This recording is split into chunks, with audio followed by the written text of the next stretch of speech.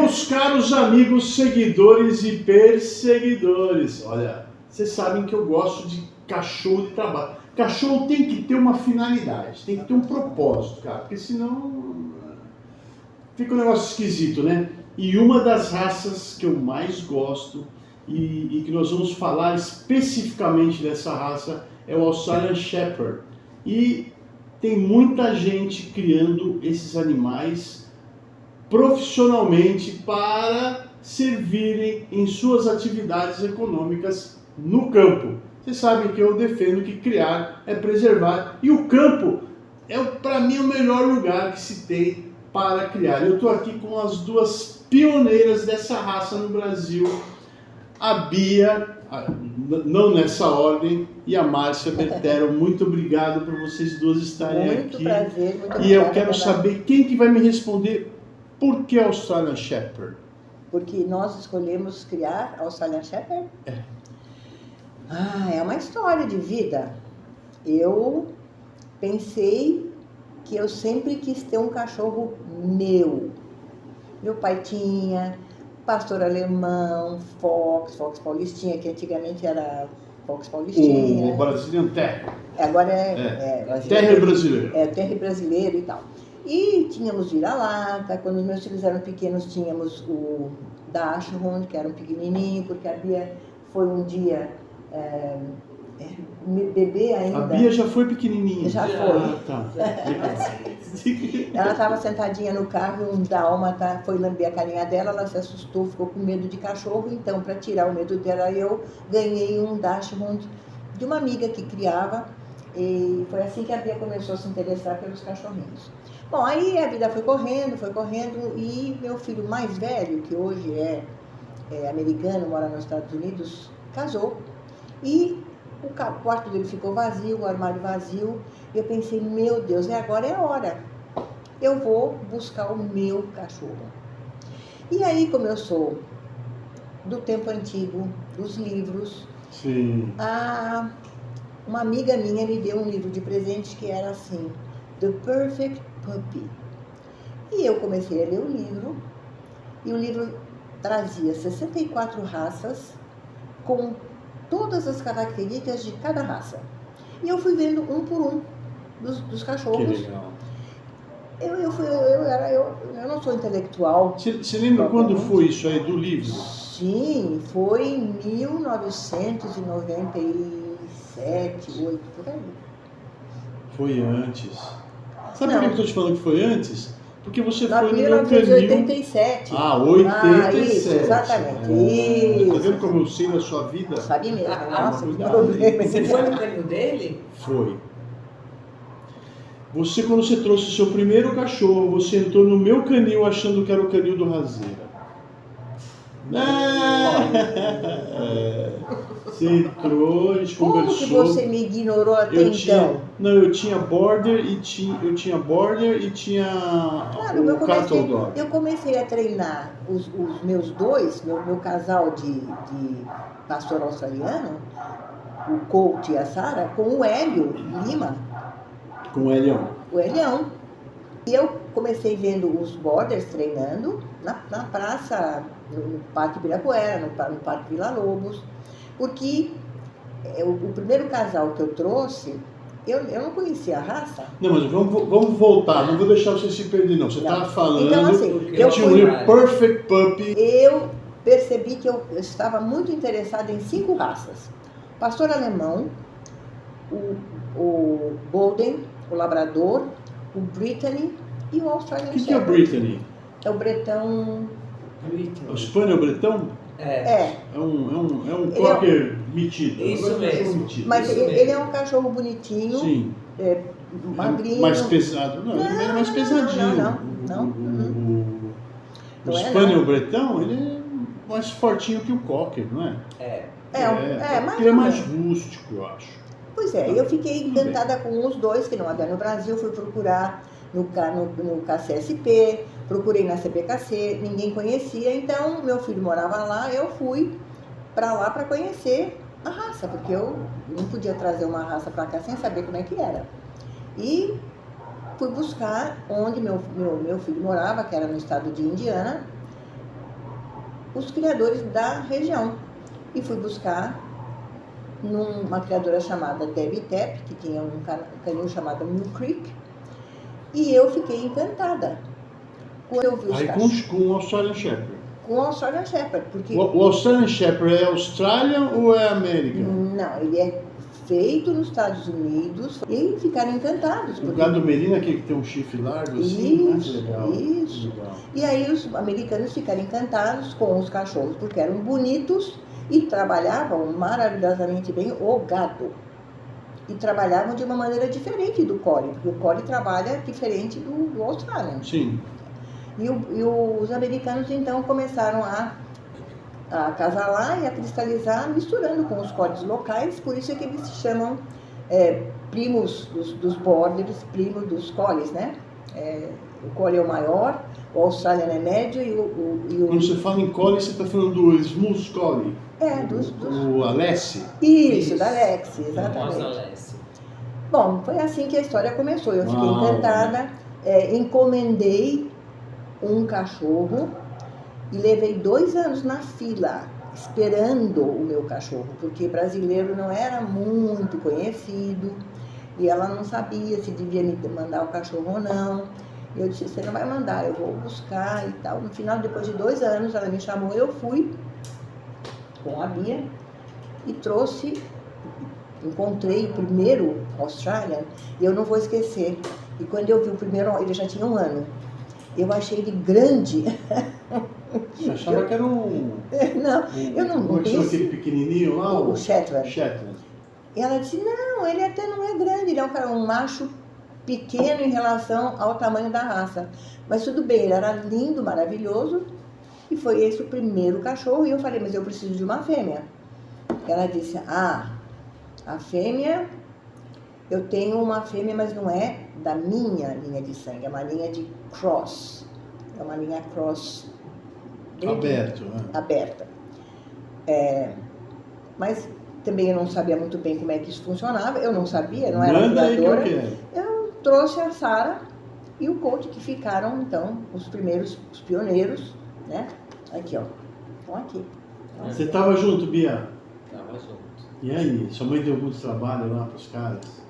Ou Cara, não? até pelo contrário, minha mãe acho que no sentido de levar o Brasil para fora ajudou bastante, porque ela fez tudo direitinho, como tinha que ser feito. Fez o trabalho de casa, Exatamente, estrutura. exatamente. Aí Chegou lá representando bem. Exatamente. Aí abriram-se várias portas de outros criadores. Naquela época você não era veterinária ainda. Não, fiz veterinária agora, depois de Ela era velha. psicóloga. Naquela época era psicóloga. Nessa época eu era psicóloga. Aí você se curou e foi fazer Mais veterinária. ou menos isso. Mais ou menos isso. Bom, a história começou assim. E aí meu marido estava junto e eu disse, olha, você precisa me dizer se você gosta, porque eu não posso levar um casal para o Brasil, sabendo que no Brasil não existe essa raça, se você não gostar. Ele disse, não, é maravilhoso, vamos em frente. Então ele me apoiou, nós trouxemos o primeiro casal e foram experiências fantásticas, porque na verdade o Colt e a Sara, eles me ensinaram muito. Porque a gente não sabia. Ele era nada. tricolor Ele era preto tricolor, e ela... vermelho Merle. É, É de médico. Porque, na verdade, por genética, você só pode acasalar um sólido com um Merle, sempre. doutora, por que Blue Merle? Por que Merle na genética do Australian Shepherd? Eu Me entendo, pegou. eu entendo mais de genética do que tá. ela, porque a minha vida inteira foi estudar isso. Olha o diploma da veterinária. Ela tem outras coisas. É. A genética é assim, porque Merle é um gene, Hum. M grande com M pequeno, Excessivo. que é o recessivo. Sim. E ele dilui o preto e o vermelho, que na verdade nem é bem vermelho, é um fígado, mas a cor é chamada de vermelho, em tons de cinza claro, cinza escuro, vermelho, bege claro, bege escuro. São 2 genes, o M grande e o M pequenininho, é recessivo. Então, se eu acasalar 2 Merles, eu vou ter 25% de chance de ter letais. Tá, mas Márcia, para que o Merlin na raça? Uma questão estética, cor? Isso eu teria que perguntar Claro. para os nossos ancestrais, porque eles já vieram assim da Austrália. Entendi. E vieram assim da Europa. Era um pool de cachorros, muitos cachorros diferentes. O Australian Cattle Dog entra na formação do Shepherd? Entra o Cattle Dog, o Border Collie, Porque entram o Australian é Blue os Man. cachorros, aqueles os Pirineus, os Great Pyrenees. É uma quantidade muito grande de cachorros, porque vieram do norte da Europa para a Austrália, da Austrália para os Estados Unidos. Então, só que esse cruzamento pegou porque estes cachorros, que também eram esquisitos, como eles chamavam, diferentes e lindos, os Merles, foram cristalizados pelos americanos. Legal. E assim a raça foi... Então, você trouxe os seus animais em 97? Não, eu encomendei em 98, eu comecei a estudar em 87, quando meu filho casou. E aí fui estudando, fui conversando com várias pessoas, eu não consigo lembrar o nome de uma grande behaviorista de origem alemã, que talvez você conheça, que conversou muito comigo, e foi ela que me indicou esse livro, Perfect Puppy. Que trabalhava no Brasil, era veterinária e psicóloga? É. Hannelore Fuchs. Isso, exatamente. Isso, exatamente. Agora tirou lá do fundo do baú. Então eu comecei muito bem. Eu começo muito bem porque eu sempre estudei muito, não é? Então eu fui visitar os labradores da Cláudia. Nise. Isso. Olha como o mundo é pequeno, né? Eu estudei zootecnia em Viçosa, de 85 a 90. Aí fui para a Itália, fiquei um ano fora. E quando eu voltei, eu falei, vou trabalhar com turismo. Eu fui viajar, fiquei um ano na Europa, né? Eu falei, turismo é o máximo, né? E eu já trabalhava no Delfim Hotel Guarujá, na Praia da Enseada, com festas, com eventos. Mas aquele evento farra, né? Balada, né? Era no verão e no inverno. No inverno, Campos Jordão, com a mesma equipe. Nós tínhamos ali um empresário que patrocinava a gente no Guarujá e depois no inverno levava aquela mesma equipe para Campos Jordão. E era o mesmo público, as mesmas pessoas que você via no verão, na praia, você via no inverno em Campos Jordão. Bom, então eu comecei a trabalhar mesmo com turismo, né? Comecei a trabalhar com eventos corporativos. E eu falei, não vou trabalhar com bicho, cara. Não vou, Só que aí, essa vida de eventos corporativos, ela é muito promíscua, cara. É muita loucura, você bebe muito. Não vou falar o que é, mas é. A gente e aí eu falei, eu preciso de alguma coisa para me regrar. E eu comprei um labrador da Cláudia Nise. E foi assim, do jeito que você falou. Eu muito chatinho, nós somos chatinhos, né? Nós somos. Filho, daqui, vou estudar isso aqui, falei, eu quero um labrador preto. Por quê? Com um cachorro preto, pesando aí 40 quilos, eu vou amedrontar as pessoas na rua, vagabundo não vai querer mexer comigo com esse cachorro preto. Se é um amarelinho, um vira-lata, não, preto. E foi engraçado, porque eu comprei da Sandra Camis. A Sandra tinha uma cachorra, a Summerside, que cruzou com o First Nova Croft, que era um cachorro inglês, tinha sido campeão europeu, que a Cláudia trouxe. E quando eu cheguei lá na ninhada da Sandra, eu olhei aquela ninhada e falei, eu quero esse aqui. Ela falou, esse aqui eu acho que vai ser meu. Eu falei, então eu quero aquele ali, ó. Mas eu estou em dúvida entre os dois. Eu falei, Fia, você vai ficar com 2 machos? Você vai escolher um e eu vou ficar com o outro. É simples. Eu falei, Mas criador é assim mesmo. Né? Uma aflição. Por que eu queria? Eu queria ter um cachorro, e era apartamento. Mas era um apartamento duplex, tinha uma coberturinha, era numa coberturinha, então tinha uma área livre, que eu falei, eu vou ter que voltar para casa, eu de manhã vou ter que sair com ele, eu vou ter que dar uma canseira nele, porque das 8 da manhã às 18 são 10 horas que ele vai ter que ficar sozinho. Então eu vou sair de manhã, vou gastar a energia dele, vou trabalhar a obediência dele, volto para casa, tomo um banho e vou para o escritório. 6 horas da tarde eu vou ter que voltar para casa. Como é que você descobriu que tinha que fazer obediência? Foi a Cláudia que falou? Não. Eu já na época da faculdade. Não, okay. Antes, na minha infância, eu tive um Fox Paulistinha. Então eu também chamava Pira. O meu era o Mickey. E depois eu tive a Mila e a Lulu, que eu ensinei a subir escada de pedreiro. Meu pai, a gente tinha um muro de 1,20 m, e a minha cachorra pulava, ia lá, mordia a pessoa e pulava de volta. Aí meu pai subiu o muro e deixou a escada. E ela mordia mesmo, né? Não, tranqueira. Ele subiu o muro e deixou a escada. Eu ensinei ela a subir a escada. Moleque. Bom, então eu já tinha uma certa experiência. E na faculdade, eu sempre sonhei com boxer. Sempre quis ter boxer. Na faculdade, 85 eu comprei um macho, 86 eu comprei minha primeira cachorra com pedigree. Turmalina do Chacarola, que é uma cachorrinha lá de uma criação que nem existe mais lá de BH. Eu comprei minha primeira cachorra com pedigree, cruzei com o meu cachorro que não tinha pedigree e eu cheguei a ter umas 4 ninhadas de boxer. Mas era a minha paixão de infância, de ler uma enciclopédia, que era a enciclopédia tropical. Era uma enciclopédia que os livros eram coloridos, assim, faziam um arco-íris, assim. Bons tempos em que a gente tinha livros.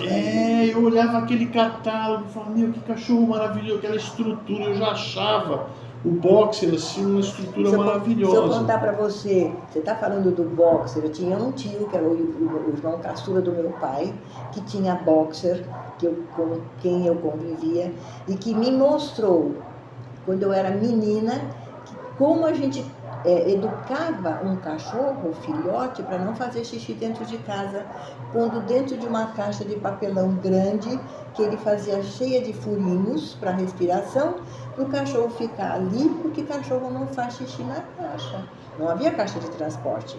Foi assim que eu, pela primeira vez na vida, ouvi falar de caixa. Olha, eu era menina. Meu tio... Mas me deixa fechar esse ciclo, que você vê como é minúsculo o negócio. Porque eu sou do norte do Paraná. Quem que é do norte do Paraná? O Nedinho. O Nedson Russo, é de Maringá. Eu sou de Campina da Lagoa, que é do lado de Ubiratã. Ai, o Nedinho foi um anjo para mim também, viu? Nós vamos chegar nele. Mas antes nós vamos falar da Cláudia Nise. Por quê? A Cláudia, até hoje, é uma referência no labrador. E eu fui pesquisar, e eu cheguei na Cláudia Nise como referência do labrador, e aí cheguei na Sandra, que tinha essa ninhada, e acabei comprando um labrador da Sandra. Na sequência, eu comecei a mostrar para Sandra, para Cláudia, o meu cachorro. E elas se apaixonaram. Foi muito engraçado que eu falei assim, vou colocar o nome desse cachorro de Boi. Ai, Boi? Um cachorro inglês? Eu falei, então pode ser Bull.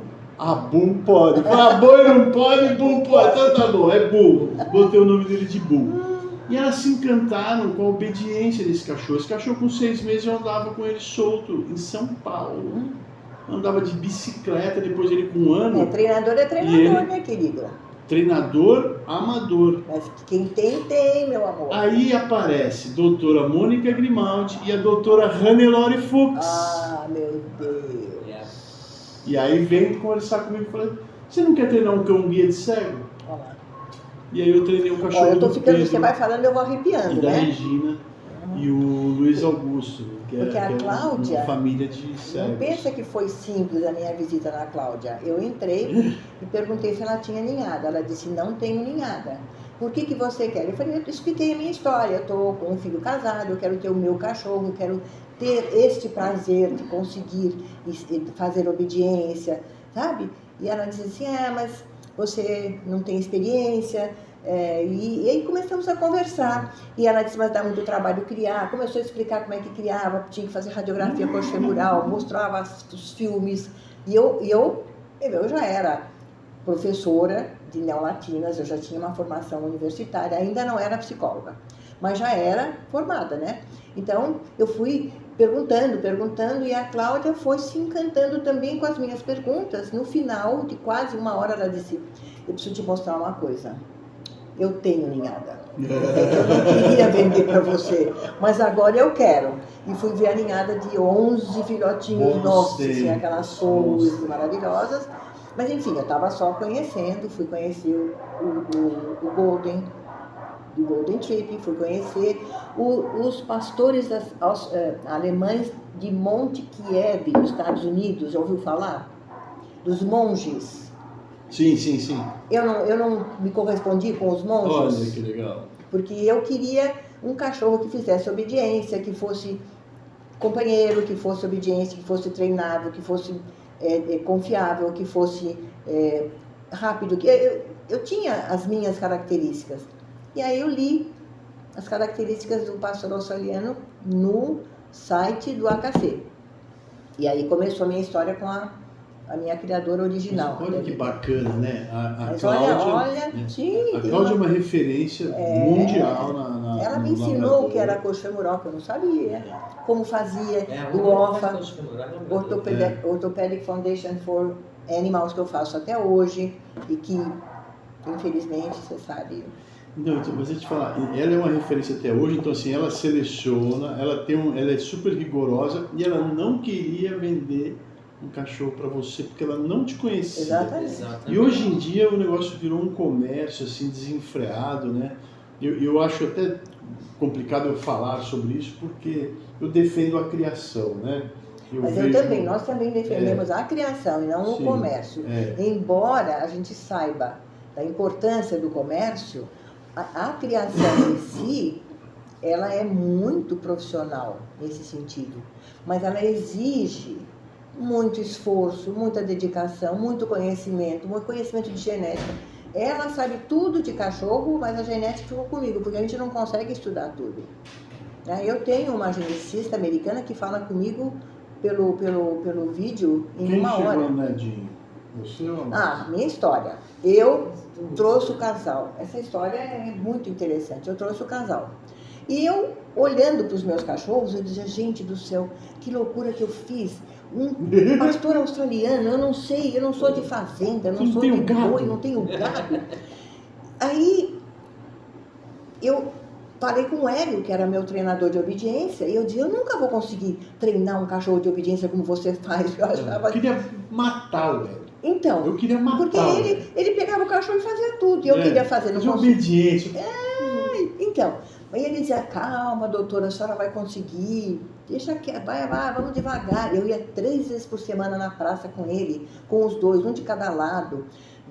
Nós tínhamos um carro, sempre fomos muito simples, nós tínhamos um Chevette, aí nós fomos comprar uma Blazer para poder botar os cachorros na caixa, para levar a passear na praça, para fazer obediência na praça. E eu fazia, né? E vendo o Border treinando agility, por exemplo, eu falei, os cachorros fazem agility, eu vou precisar fazer agility com os meus também. O que meus cachorros fazem? Pastoreio. Como é que eu vou fazer pastoreio? O Hélio disse, tem um curso que vem, um sujeito americano vai fazer um curso de pastoreio em Araraquara. Você quer? Eu falei, quero. Falei, foi a segunda vez que nós nos encontramos. Com o Schmidt? Isso. Eu não acredito. Wagner. Posso contar uma gafe que você cometeu naquele dia? Não fala, muitas. Deixa. Você cometeu uma gafe. Foi demais.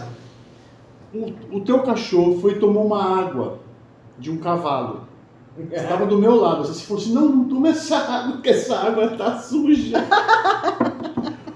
O cara, que era o dono do cavalo, cara... A água do meu cavalo não tá suja. Mas isso prova como eu era ignorante. Sim. A gente tem maturidade para rir disso. Não, então, na verdade, o Nedinho foi um santo, porque ele me viu completamente perdida. No paciência. Os caras queriam me botar para dormir no celeiro. Eu e meu marido no celeiro, nós éramos citadinos. Aí o sujeito falou assim, olha, a senhora não vai poder ficar no celeiro, a senhora vai arrumar um hotel para ficar com os cães. Arranjamos um hotel que conseguisse aceitar os cães, mas eles já eram obedientes, porque o Hélio já tinha feito um trabalho.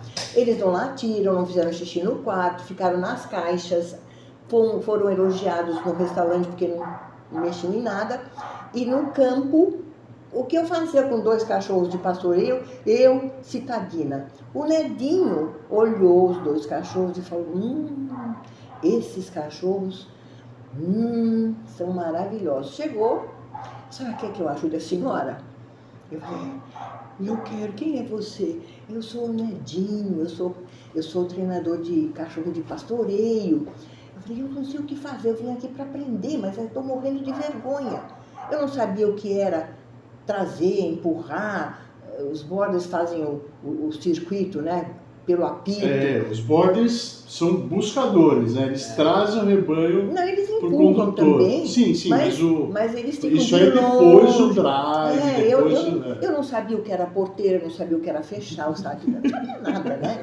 Eu sabia que o cavalo tinha água ali. Nada. O americano olhou para mim com uma cara de pouco caso, mas eu reconheço que ele tinha toda a razão, né? O que está fazendo essa dupla essa doida aqui? aqui. Né? Meu marido, o cachorro. Meu marido levou um tombo, porque eu soltei a Sara, e a Sara era uma leoa. Ela começou a correr pelo campo e ele estava de pé, de costas. Mas levou um tombo. E ela saiu mancando e não deu um pio, porque isso é uma coisa que eu aprendi naquele momento. Cachorro australiano não chora. Morre sem chorar. Bom, voltando.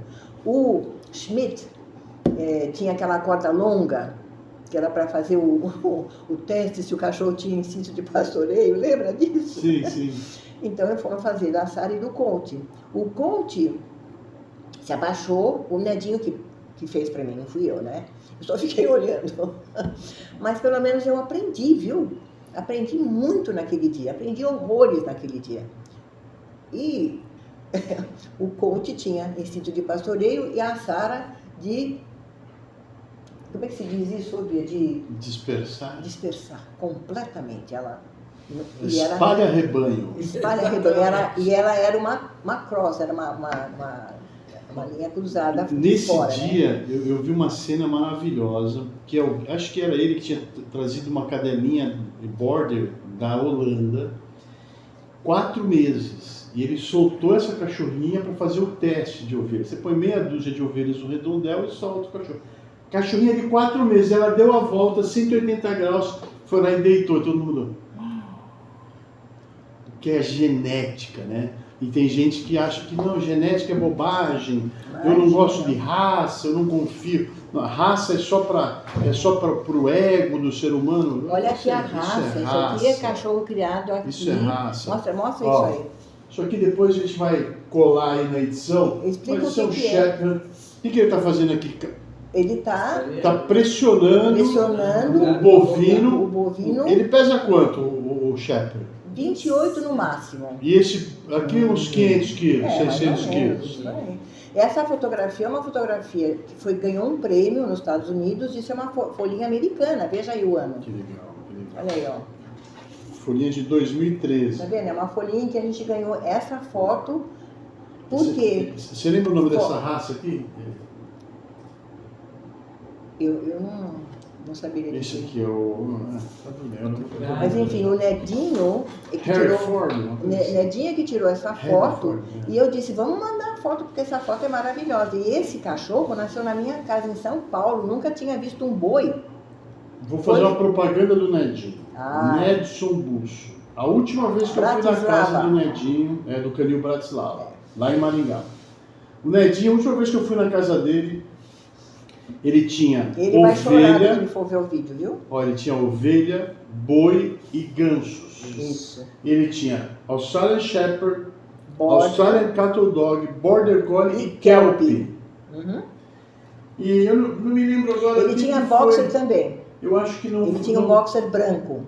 Não, mas eu estou falando dos cães que eu vi nesse dia. Nesse dia, se não me engano, não estava o Shepherd, estava o Cattle, o Kelpie e o Border.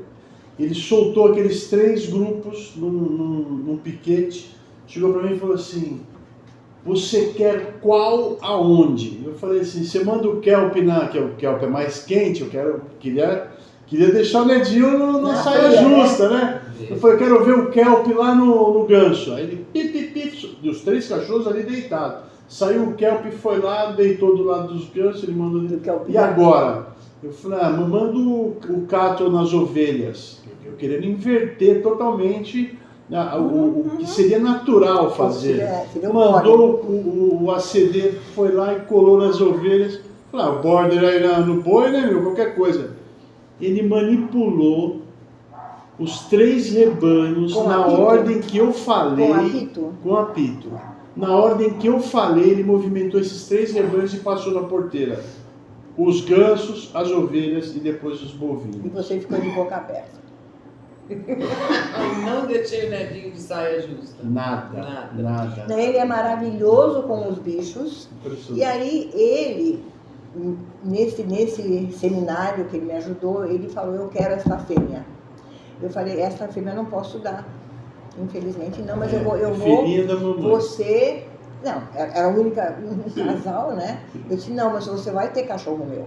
Filhote. E aí, depois de 3 anos, ele recebeu um cachorro meu, esse que está na foto, e que nasceu em São Paulo, foi para ele com 2 meses e meio, ele veio buscar, e ele foi treinando, e o cachorro foi uma maravilha, porque o Nedinho é uma maravilha. Então deixa eu só contar uma coisa rapidinha. A casa do Nedinho foi invadida por protetores de animais há uns 5, 6 anos atrás. Os animais dele foram totalmente furtados, esse cara entrou em depressão e parou de treinar. Esse trabalho maravilhoso que só o Nedinho no Brasil conseguia fazer, ele parou de fazer, porque essas pessoas que se dizem protetores de animais destruíram a vida desse meu amigo. Então vocês fiquem atentos aí, porque esse é o caminho que esse pessoal... Porque isso é absolutamente... Ficou mais de um ano deprimido sem poder sair. Uma coisa terrível. Ficou mais de um ano em casa sem sair. Pensou, teve que se esconder, foi um horror. Bom, esse Nedinho agora... depois disso eu consegui trazer um casal de pastoreiros, porque assim... Aí, na verdade, você tinha trazido cães show. Porque assim, na verdade, o primeiro canil que eu vi era um canil de agility. Mas com a minha idade, eu tinha 60 e tantos anos, eu pensei, eu não vou trazer uma raça, uma linha de específica para agility, porque eu não tenho condições. Bicho sangue quente pra caramba. Muito quente. Eu procurei essa outra linha de sangue, que era uma linha mais do American Kennel Club, mais para conformação. Embora o Kennel Club faça tudo, né? O American Kennel Club faça tudo, obediência, agility, pastoreio e tudo mais, ele tem um forte em conformação. E que foi o cachorro... Eu me lembro do seu cachorro, viu? Muito bem dele. Ele era um cachorro fleumático, cachorro tranquilão, palmo. Esse cachorro... A gente tem uma história, a gente vai... Não posso contar todas as histórias. Não conta tudo, deixa para a próxima entrevista. Próxima. Mas o Colt e a Sarah foram os introdutores da raça na América do Sul. Que legal. Né? E o Colt era esplendorosamente lindo. Agora, ele não tinha uma conformação perfeita, eu reconheço. Eu me lembro que a primeira pessoa, que era uma juíza, não vou citar nomes, falou para mim que ele não tinha a traseira como devia ter. Eu fiquei muito ofendida, porque era como se fosse meu filho. Mas eu reconheci que não era mesmo. Mas era o cachorro que eu recebi da criadora, e a Sarah era uma cross, que eu não gostei. Só para você ter uma ideia, eu fiz uma ninhada. Dessa ninhada eu tive um cachorro que saiu completamente fora do temperamento, que tinha o apelido de Rosnão. Rosnão? Sabe, Rosnão. Com semanas ele já era Rosnão, então. Verdade, foi. dos outros filhotes. Eu castrei e ficou comigo até morrer, e eu castrei a fêmea, porque eu não queria esse temperamento. O bicho era bravo. Ela não aceitava ninguém e nem nenhum cachorro, só o Colt e nós. Então não servia. E eu sabia que não servia, entendeu? Eu tinha plena consciência do que eu estava fazendo. O que eu fiz? Eu fui procurar nos Estados Unidos de novo para trazer mais alguma coisa que fosse compatível com aquilo que eu queria. E aí fui por causa dos livros. Os livros são o grande instrumento da minha vida, da vida das pessoas que eu caí nas mãos de bons criadores. Eu sabia ler inglês, Então eu tinha essa facilidade. Eu trouxe a Julie, a Juba, o Tísio, e o Tísio, que foi meu grande macho, o primeiro grande macho que ganhou prêmios de conformação, depois voltou para os Estados Unidos, ganhou prêmios lá, fez campanha lá. A primeira coisa que eu fiz quando ele chegou nos Estados Unidos foi... Você lembra disso, Bia? Nós saímos de casa, morava no Alto da Lapa, no Alto da Vila Romana. Nós saímos de casa com ele na guia, fomos naquela pracinha da praça, ao lado do Veracruz. Da Sabesp, Praça da Sabesp. Praça da Sabesp, isso mesmo. Cheia de criança, cheia de babá, porque eu queria saber se o Tísio não era igual a Sara. Porque se fosse, eu ia devolver. Eu ia mesmo. Eu queria um cachorro tranquilo. E o Tísio foi aquela coisa, foi um esplendor. O Tísio foi o primeiro grande esplendor como pastor australiano, mas em São Paulo. Aí o Nedinho já começou a criar e falou, eu quero um cachorro específico de trabalho, porque os meus não eram de linha específica de trabalho. Eu comecei a procurar, eu assino 2 revistas, a revista do AKC e a revista do ASCA. Há 2 clubes nos Estados Unidos. O American Kennel Club tem o USASA, o ZASA, que é o clube da conformação, e tem o ASCA, Australian Shepherd Club Association, Club of America, que é de trabalho. E eles têm um padrão muito mais estrito que o padrão do AKC. Então eles só aceitam boca em tesoura, eles não aceitam nenhuma falha de dente. Porque no AKC aceita? Porque o AKC faz concessões por causa da... Pode ter o quê? Um turquês ali que está tudo bem? Eles aceitam em nível turquês, né? Agora, o padrão é praticamente o mesmo. Sim. E o ASCA é muito mais estrito com relação à genética, entendeu? Então, a gente exige muito dos criadores que consigam acompanhar a genética que exista hoje para evitar doenças da raça, que há algumas, né? Eu vejo assim, o homem do campo, que é o grande selecionador, ele é prático, né? Ele é pragmático. Então, se você tem um cachorro que não te serve, ele te dá prejuízo. Então, por exemplo, a orelha do cachorro mais caro, é uma orelha em botão. E ela pode não ser em botão, mesmo para o ASCA, eles aceitam outra orelha rosa. Depois, se você quiser, eu te mostro algumas fotos. Mas por que em botão? A botão é a orelha que sobe e desce, né, para frente. Por quê? Porque ela não suja. Você pode ficar 1 mês no campo, não suja. Não suja internamente, você fala. Internamente, não suja. Legal. Fantástico. Legal. Entendeu? Tem uma razão de ser. No padrão, nós temos uma necessidade de cachorro que vá para o campo para trabalhar boi, que tem que ter um rabo curto. Porque se ele tiver um rabo comprido, ele pode morrer. Por que ele pode morrer? Porque ele pode encostar no arame farpado, ou então ele pode ser pisoteado. Entendeu? E os cachorros lá absolutamente precisam, porque eles são funcionais absolutamente. Eles trabalham o boi como ninguém. É uma coisa impressionante. Eu quase não ouvi a Márcia falar. E eu acho que essa parte é uma coisa que eu gostaria de falar com a veterinária. Veja bem, eu criei canicorso. Então, para mim, assim, corte de cauda e orelha, para mim, é uma coisa super normal. E eu vejo que as pessoas hoje estão numa sanha de castração, querem acabar com a criação, castrando todos. 18 meses num cachorro de trabalho?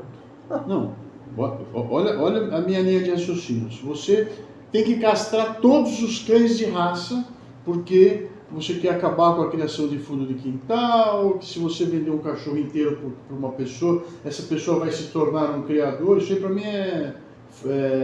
como é que é? Reserva de mercado, né? Isso aí, a gente tem que ficar muito esperto porque nem tudo é bondade, né? E os vira-latas, os cães errantes, têm que ser todos castrados por motivos óbvios. Eles invadem as reservas, eles caçam animais silvestres. A gente fala hoje em 30 milhões de animais soltos, eles sofrem nas ruas. Então, a forma... Voltamos a ter raiva. Voltamos a ter raiva. O Núcleo da Floresta acabou de publicar que uma anta morreu com raiva. Então, olha só, nós temos um problema sanitário em relação aos cães sem dono, né? E os protetores querem acabar com a criação de cães. Eu vejo aí um movimento para acabar com a espécie canina. Eu vejo isso. Cães e gatos, né? E aí, mais cães, né? Os gatos, ainda eu vejo muita gente defender gato tem que estar solto, porque faz parte da natureza, e não faz parte da natureza, é um animal exótico. Mas as pessoas têm uma visão muito curta disso. Não, e nessa visão curta... ignorante, amor. Falta de estudo. Foi ela que falou visão ignorante, não fui eu. Se for processo, é a Márcia. Processo a Márcia, não eu. Não. É falta de estudo. Pelo amor de Deus, hoje em dia... Ninguém lê, o cara, eu já falei outro dia no podcast lá, né? Você pergunta para a pessoa os 3 estados físicos da água. O cara fala Rio Grande do Sul, Alagoas e Pantanal. Não é brincadeira, né? É um sofrimento. Eu não acredito. Aí a pessoa fala assim, não, cortar a cauda é uma judiação, mas arrancar os testículos... castração, não é? Não é. Eu trouxe aqui o Eduardo Pedroso, que falou do SED, que é você captura, esteriliza e solta os gatos. Aí corta uma pontinha da orelha para que a pessoa que vai lá capturar o gato, olha aquilo ali e fala, aqui já passou, já castrou todo mundo, aqui não vamos fazer nada. Aí as pessoas dizem, maus tratos, cortar a pontinha da orelha do gato é maus tratos. Mas castrar, abrir uma fêmea e extirpar o útero, você tirar o controle hormonal desse animal não é maus tratos, mas cortar a cauda de um animal de forma preventiva é maus tratos. Então, nós temos uma opinião a respeito. Bia, você fale. Eu quero que a Bia fale. Bia, você acabou de fazer veterinária. A academia está indo para esse lado, né? A academia está se enveredando, está virando... Infelizmente está. Está todo mundo virando protetor. Todo mundo virando protetor. Porque não é protetor, né? Se fosse protetor, eu tiraria o meu chapéu. Mas de proteção ali eu não vejo nada. Eu vejo um bando... O final não é feliz. Não é feliz. Não é feliz. Com tantas coisas para você se preocupar com o bem-estar do animal, sim, né? Que você vê essas ONGs com 900 cães jogados lá dentro. Você vai falar para mim que isso é bem cuidado? Resgataram e não tem dinheiro para comprar comida. Deixa solto. Né? E uma coisa bem legal que eu percebi na faculdade é que muita gente no primeiro ano entra para virar protetor. Para virar autoridade e se declarar um protetor. Graças a Deus, os professores de grandes animais falaram, vocês estão no lugar errado. Se eu fosse vocês, eu sairia daqui agora.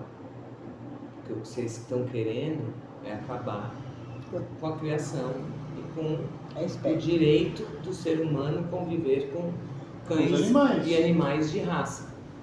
Que não é um luxo. Meu cachorro é um cachorro de trabalho. Ele faz coisas que, assim, às vezes eu até me surpreendo. Por exemplo, várias vezes eu deixei de vender cão por causa deles.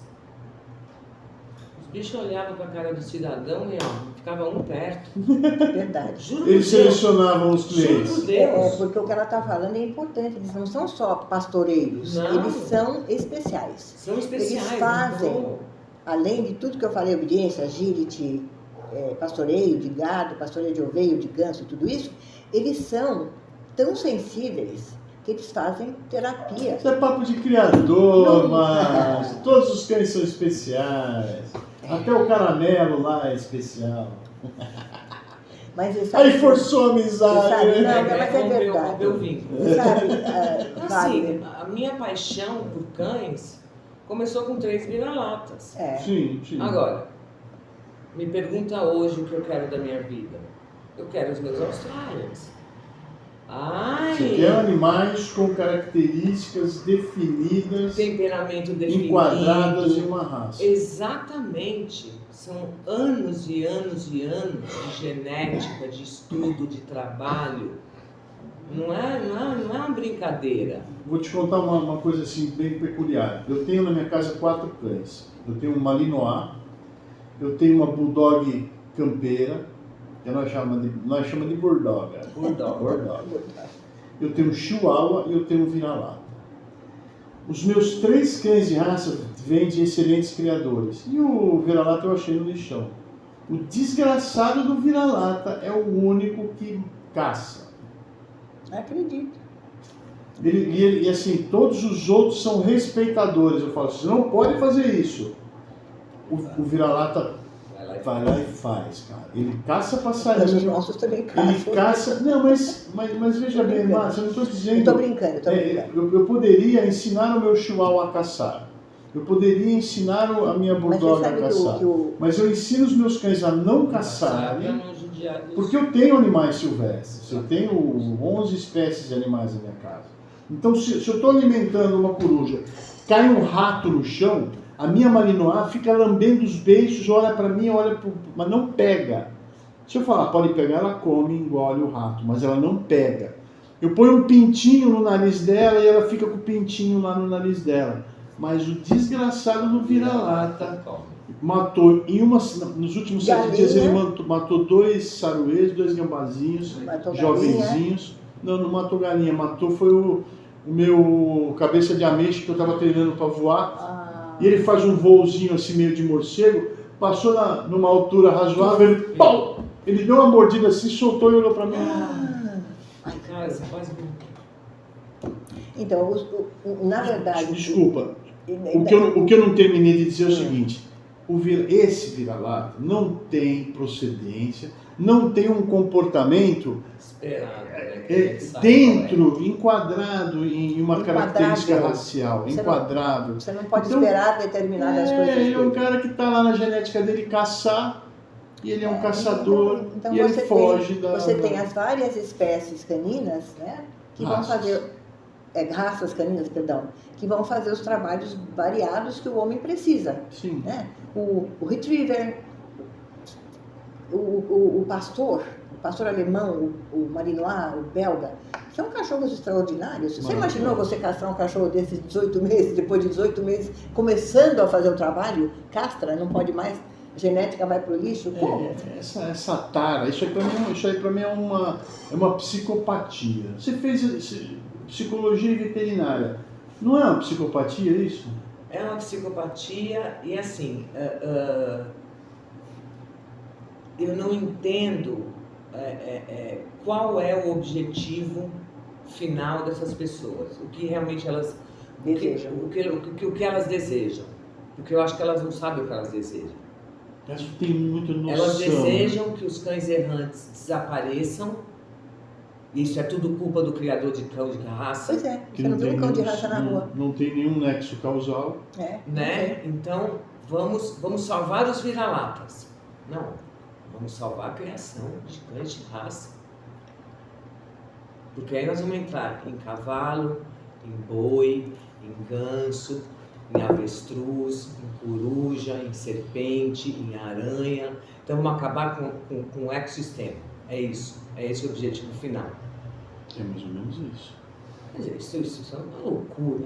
Eles são contra, inclusive assim, dentro desse pessoal tem os veganos, né?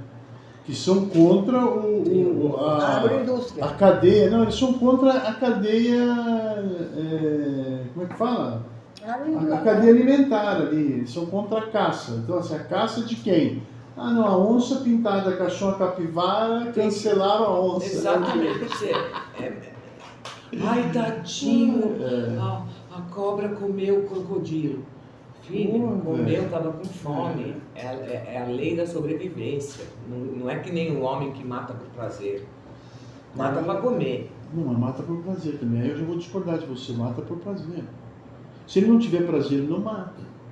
Sim, mas é um prazer diferente daquela coisa do... Ó, quando eu vi pela primeira vez alguém matar um porco, foi o meu avô.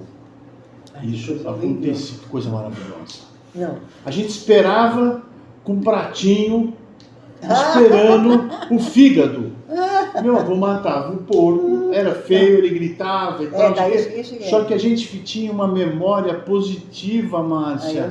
E a gente ficava ali com o pratinho, esperando ele tirar o fígado do boi, o coração. Tirava, a gente corria, entregava para minha avó fatiava, jogava na chapa do fogão a lenha, junto com cebola. E a gente, ó, se alimentava. Tem uma ótima para te contar. Estava fazendo estágio para medicina veterinária, vou atender um gato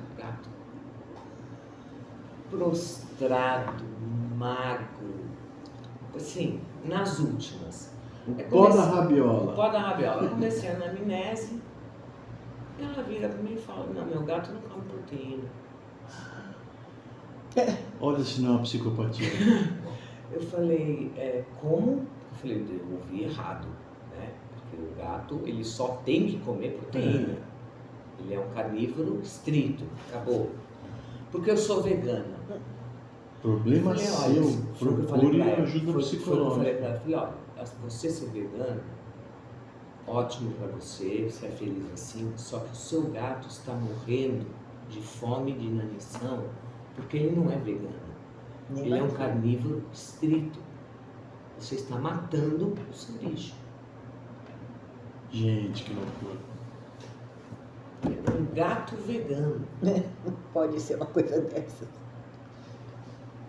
O que eu faço? É que eu vejo essas pessoas, elas falam assim, nós somos onívoros. Eu falo, somos onívoros. Então nós podemos viver só de vegetais. Eu falo, não, nós não somos vegetarianos, nós somos onívoros. Desculpa, você está confundindo as coisas. Não, porque o onívoro, ele pode escolher se ele vai comer vegetais ou se ele vai comer proteína. Não, não pode.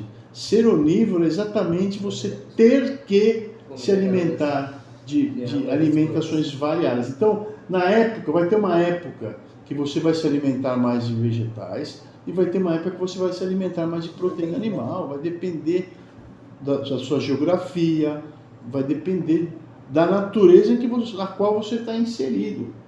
Então, até nos próprios animais fica fácil ver isso. Nas corujas, na Tito, 90% da alimentação dela é roedor e 10% é inseto. Quando que você encontra esses 10% inseto? No verão, que você tem maior reprodução de insetos. Então você tem maior oportunidade de comer insetos. Porque se ela for se alimentar de insetos no inverno, ela vai morrer de fome. Então ela tem que se alimentar de pequenos mamíferos no inverno. E fica nessa loucura, né? Então, assim, são contra a criação de cães de raça, porque os criadores de cães de raça é que fomentam os cães que estão nas ruas. Você já viu algum Australian Shepherd na zoonose? Nunca, né?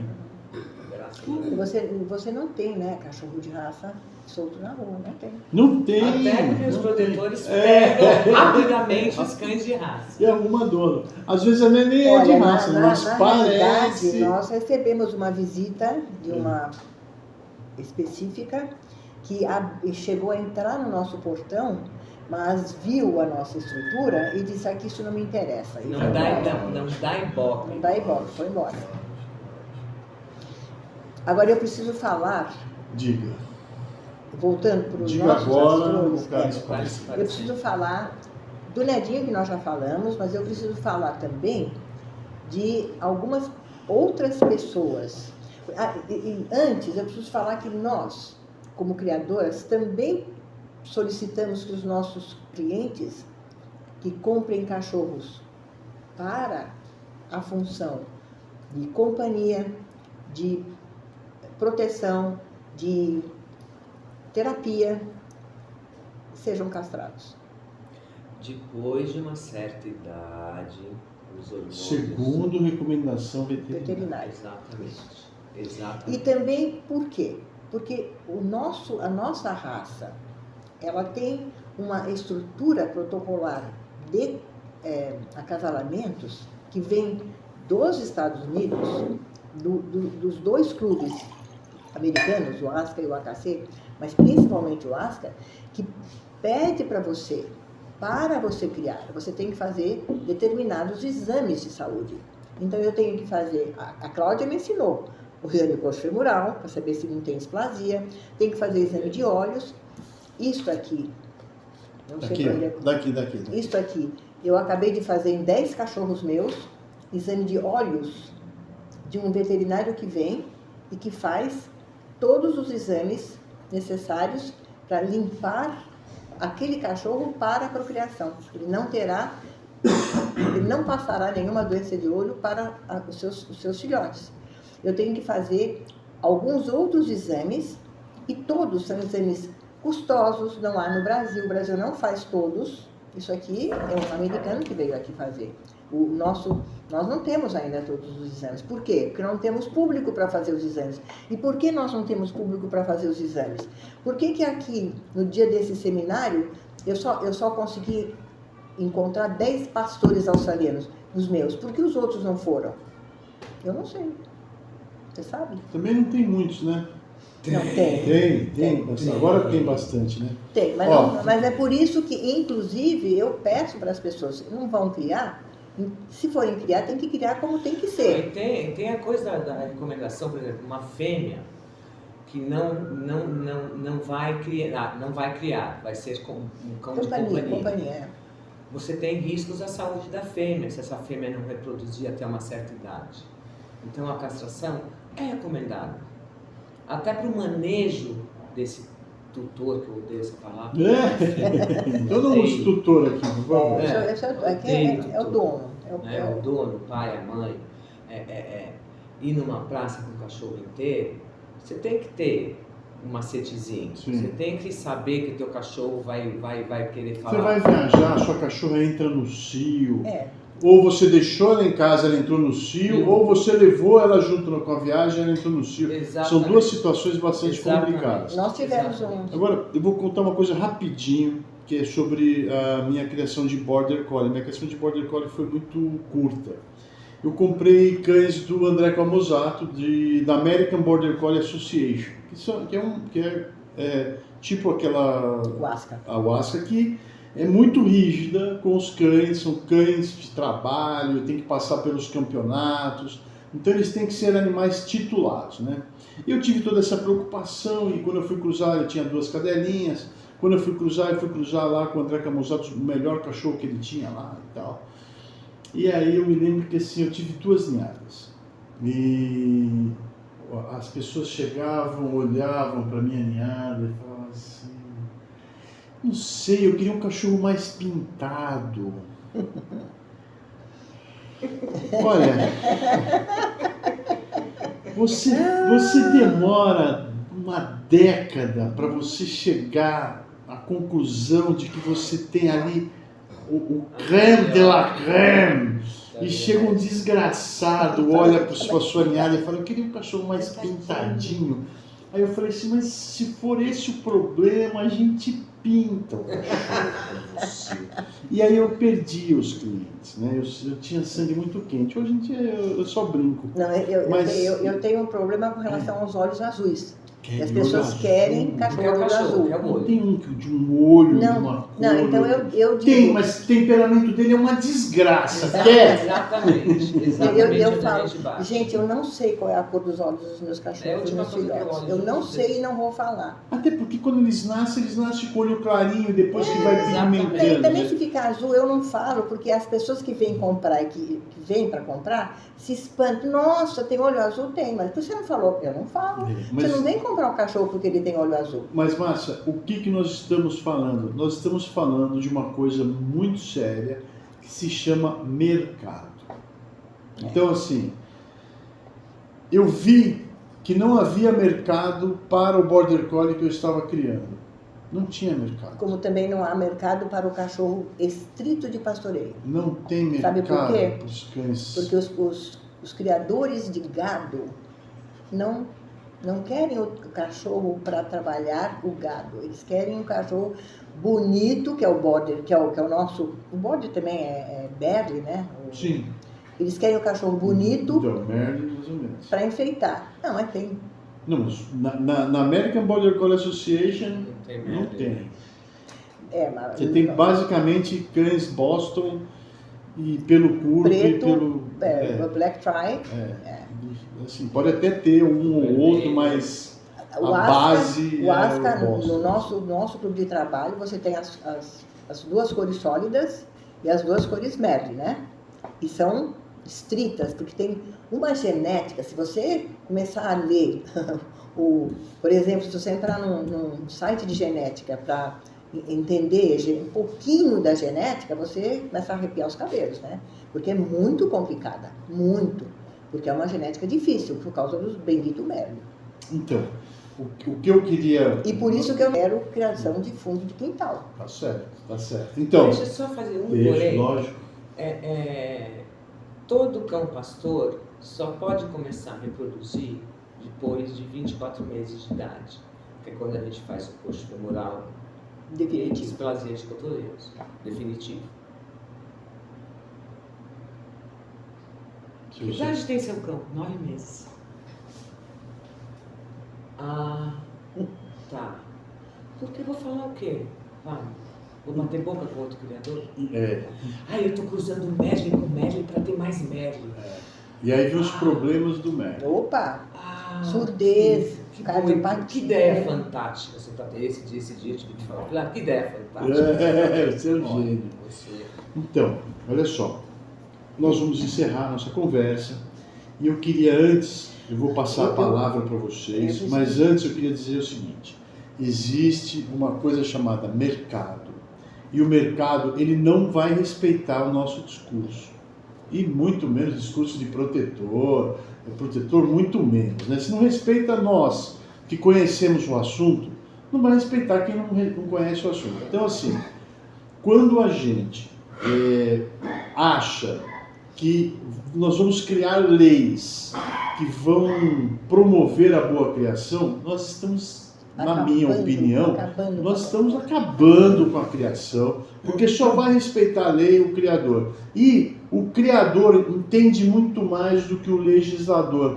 Então, quando você lê a lei, você fala, isso aqui é um absurdo, não faz o mínimo sentido. Como a nossa lei, essa última que foi promulgada. Essa última da lei da castração, isso é uma aberração, isso aí está decretando o fim da criação. Isso é maus tratos. O cara está institucionalizando os maus tratos, está obrigando a causa de maus tratos. Então, o que eu entendo, e acho que esse é um dos objetivos desse podcast, é trazer informação para que as pessoas que vão formar esse mercado, ou que já formam esse mercado, tenham consciência do que a Márcia começou lá no comecinho da nossa conversa. Ela falou, olha, eu abri um livro e comecei a estudar os filhotes perfeitos. E a partir dos filhotes perfeitos, eu vou chegar a uma raça. Chegando a uma raça, eu vou procurar um criador e lá dentro desse criador eu vou procurar o pai e a mãe do cachorro que eu quero ter. Você é um ótimo coordenador, viu? Muito obrigado. Faz um resumo maravilhoso. A idade, né? Vem trazendo essas coisas. Eu preciso citar aqui, além do Neguinho que eu já citei, eu preciso citar o Osmar, do Nordeste. Eu não vou falar com particularidades, mas eu queria citar o Osmar, que é um meu cliente do Nordeste, a Gisele, que também é uma cliente do Nordeste, mas o Osmar agora está também treinando pastoreio, o Namur, no Sul, lá no cidadezinha do Sul, treinando maravilhosamente pastoreio. E ele, é uma coisa extraordinária. Ele montou um porta-mala, ele fez um caixote. Traquitana. Ó, fica arrepiado. Cara, show. Mas assim, muito show. Não, e assim, ele está treinando um casal, que eu não vendo casal para ninguém. Não vendo, vendi para ele, porque ele ficou 3 dias na minha casa. Ele veio 20 horas de carro para me conhecer antes de reservar. Veio me conhecer, aí reservou. E aí esperou. Porque ele falou que ele queria para a função, que eu amo a função de pastoreio. Pena que eu não seja, né?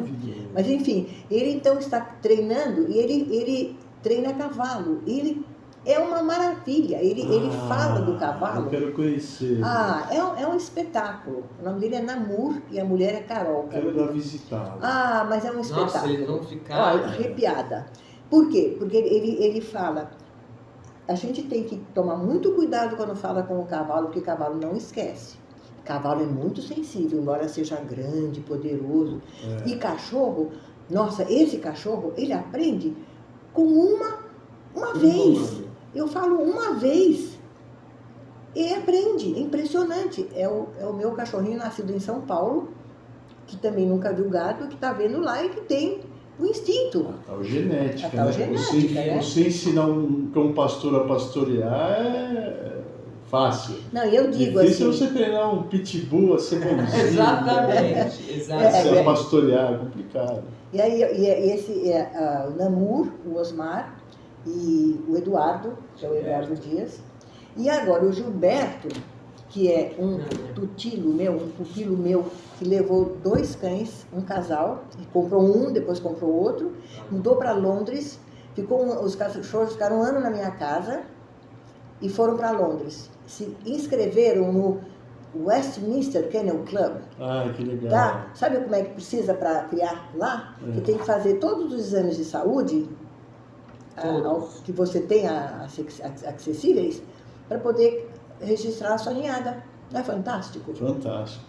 Então, esses meus 2 cachorros são limpos. E estão mais ou menos há 10 anos de criação minha. Não, é uma coisa fantástica. O nome dele é Gilberto. Parabéns. Então, são pessoas específicas para mim, especiais, que eu chamo de herdeiros, junto com ela. Finaliza, Adriana. Uma coisa que eu acho que eu quero falar é até que ponto, né? Quer dizer, se eu filmar para você como que eu recebo um cliente na minha casa e quanto tempo esse cliente vem no nosso, porque o meu canil é a minha casa, eu não moro longe do canil, é a minha casa. Eu tenho uma convivência com esses clientes que a gente se torna amigo. Eu tenho um grupo com todos os clientes que trocam informações, trocam experiências. Então, assim... De vez em quando eu brigo. De vez em quando a gente briga. Não, você está fazendo bobagem, não dá para fazer isso. Né? E fico vendo esses proteloucos fazendo o que eles fazem. Eu preciso falar uma coisa também. Algo tem que ser feito. Fala da Nós caixa. estamos tentando. Fala da caixa. A caixa de transporte? É.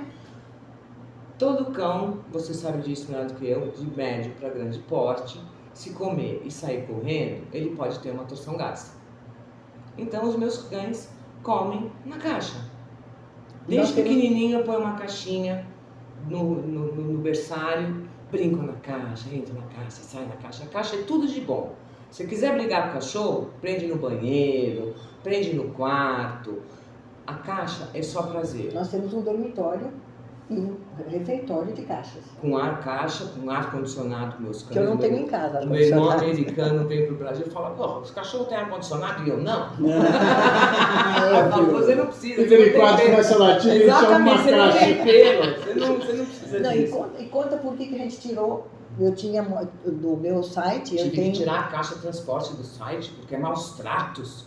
O cachorro fica preso na caixa. Então, não é maus tratos, eu estou protegendo o meu animal de ter uma torção gástrica que mata o bicho. Mata e dói muito. Então, quem está protegendo o quê? Que valores que nós estamos aqui... A ignorância mata muito mais do que as técnicas. Exatamente. Né? Isso é óbvio. Isso, infelizmente, os livros desapareceram. Então, deixa eu encerrar isso aqui, porque aqui a gente tem papo para 4, 5 horas fácil. Se acender uma fogueira e colocar uma carne, passa uma semana conversando. Mas eu quero lembrar uma coisa que a Bia finalizou aqui falando sobre caixa de transporte. Eu vou soltar um curso para você adaptar o seu cachorro à caixa de transporte gratuitamente. Está lá no Wagner Ávila ou Provocador no YouTube. A minha Bordoga, eu gosto de falar Bordoga mesmo, tá? ela tinha medinho da caixa e agora, quando ela está com fome, ela corre para dentro da caixa e fica lá esperando o prato. E se o prato não chegar, ela dorme na caixa. Isso, os nossos então, também. é uma tranquilidade, uma facilidade você adaptar o seu cachorro à caixa. Não fica esperando você ter que viajar de avião Exatamente. e ter que socar o seu cachorro dentro Ele da vai caixa morrer. e você descobrir que ele é cardíaco e aí Morre. você vai ficar culpando os outros Exatamente. quando foi você que Exatamente. não cumpriu com a sua responsabilidade. Falou tudo. Para encerrar, não esquece, curta, compartilha, inscreva-se no Criar é Preservar podcast. Aqui a gente está para trazer para vocês essas feras aqui, conhecem tudo sobre determinadas raças e você sabe, e que Deus nos abençoe e nos ilumine, que nós estamos precisando de muita luz. Até a próxima.